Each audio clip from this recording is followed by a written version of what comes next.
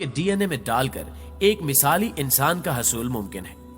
यूं मुस्तकबिल में किसी एक शख्स के 20 माँ बाप हो सकते हैं। सन 2015 में बर्तानिया में इस तरह का बच्चा पैदा करने का तजुर्बा किया जा चुका है, जिसमें 3 लोगों ने अपना डीएनए शेयर करके एक बच्चे में मुंतकिल किया, यानी उस बच्चे के 3 वालिदैन हैं। बल्कि साइंसदान तो इससे भी कई कदम आगे जाते हुए इंसानों में जानवरों वाली कुछ अनोखी खसूसियात पैदा करने के कायल भी हो चुके हैं, जैसे कि उकाब की नजरें किसी दूरबीन की तरह मीलों दूर के मनाजिर वाज़े तौर पर देख लेती हैं। चीता तूफानी रफ्तार से दौड़ता है। बिल्ली बुलंद तरीन जगहों से छलांग लगाकर आराम से उठ खड़ी होती है। कुत्ते की सूंघने की हिस्स बाकमाल है। ऊंट की कुव्वत बर्दाश्त और सब्र लाजवाब होता है। शेर और भेड़िए निहायत बेखौफ होते हैं। हाथी, डाल्फिन और कुत्ते निहायत कम फ्रीक्वेंसी की आवाजें भी सुन लेते हैं। बहुत से जानवर रात के अंधेरे में देख सकते हैं। उन्हें जल्जले, तूफान वगैरह के आने से पहले ही उनका पता चल जाता है। और ये बहुत सी गैर मरई मखलूकात मसलन जिन्नात, अरवा और फरिश्तों को भी देख और सुन लेते हैं। इन जानवरों के मखसूस जीन्स इंसानों के डीएनए में मिलाकर ऐसे इंसान पैदा किए जा सकते हैं जो उकाब जैसी तेज नजर, कुत्ते जैसी सूंघने की हिस्स, शेर और भेड़िए जैसे बहादुर, चीते जैसे तेज रफ्तार, बिल्ली जैसे लचकदार, ऊंट जैसे सख्त जान और हाथी और डॉल्फिन जैसी हसासियत रखने वाले हों।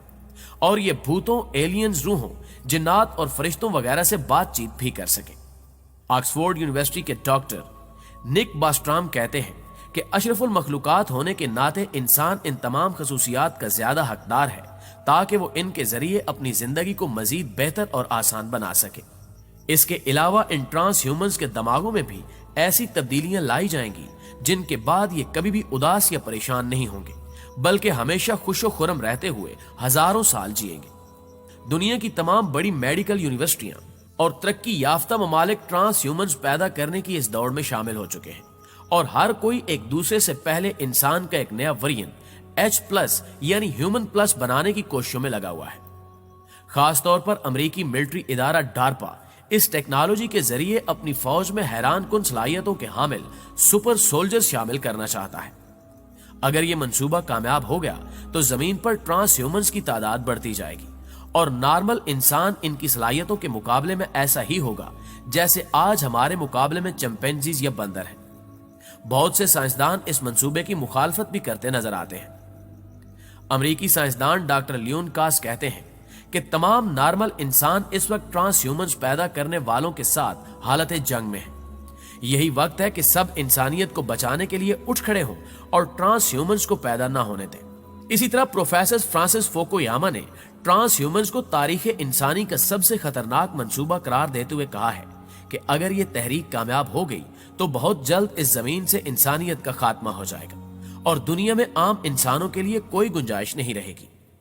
माहिरीन का कहना है कि अगर इस मंसूबे पर काम न रोका गया तो आइंदा 100 साल में इस जमीन पर मुट्ठी भर नॉर्मल इंसान ही बचेंगे और हर तरफ ट्रांस ह्यूमंस का राज होगा। यूं रवां सदी आम इंसानों की आखिरी सदी बन जाएगी। लेकिन ऐसे तखरीबी मंसूबे बनाने वालों को एक बात जरूर ज़हन नशीन रखनी चाहिए कि अल्लाह के बनाए गए कुदरती निजाम में बिला वजह रद्दो बदल करना कभी भी अच्छे नताइज नहीं लाता और फितरत से खिलवाड़ करने पर खुद फितरत ही ऐसा इंतकाम लेती है कि बाज औकात पछताने की मोहलत भी नहीं मिलती।